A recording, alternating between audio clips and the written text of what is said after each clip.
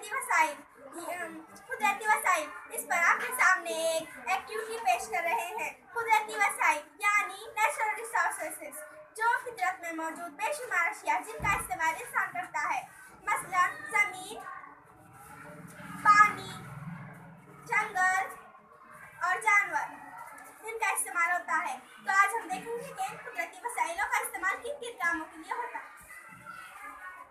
السلام علیکم۔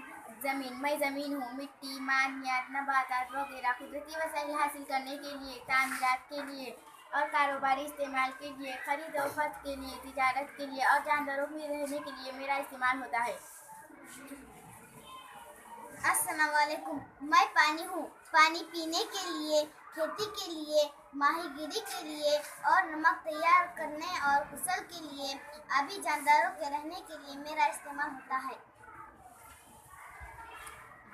السلام علیکم۔ میں جنگلات ہوں۔ جنگلات پھل، پھول، گوند، شہد، لکڑی، ادویاتی نباتات وغیرہ ربر اشیاء حاصل کرنے اور جانوروں کے رہنے کے لیے میرا استعمال ہوتا ہے۔